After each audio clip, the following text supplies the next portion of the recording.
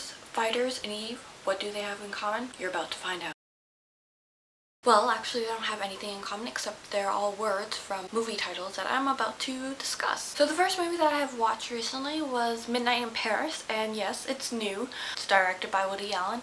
I loved it. I just completely loved it. And it's about this man, he's a struggling writer, and he goes to Paris with his fiance, and he wants to move there, and he's completely in love with Paris. And he also is in love with the 1920s and that era, and he just would love to like see Paris in the 1920s and how it was, and just the writers and the artists. One day, something happens at midnight and stuff changes, and the movie is just amazing, and I don't want to spoil it what happens, but the only reason that you might not enjoy it is if you don't understand what exactly is happening. You have to be familiar with artists and writers during the 1920s, and if you're not, it can confuse, not exactly confusing, you just won't understand everything fully. So if you're just a fan of like writers like Hemingway and Fitzgerald, then you should go watch it because you will enjoy it, and it's so great. But if you're not, then it's probably not the movie for you, because I watched it with two of my friends and they didn't exactly get it, and I had to explain it. And even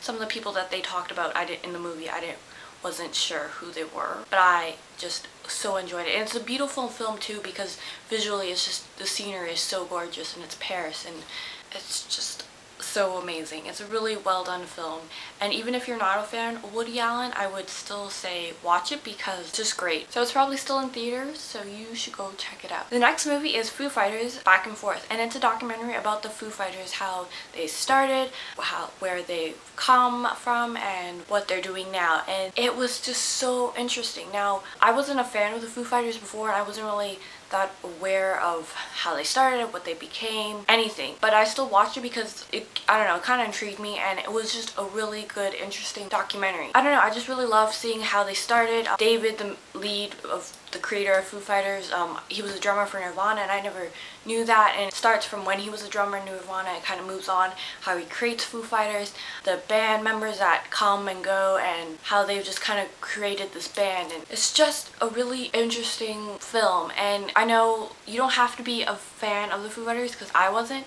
but I still enjoyed it. But I think you would have to be a fan of documentary rock music in general, and just music type documentaries, because I like them. So if you do, then it's a film for you. If you don't, then it's probably not, but that's okay. And lastly, an older film. It was done in 1950, and it's all about Eve. Now, I've heard a lot about this film just because it's known, it's famous, it won a lot of Oscars, and it stars Bette Davis, and this was my first Bette Davis film that I ever watched. I didn't really know anything about her. I listened to this song before that was about her, and I really liked it, but I still never knew her.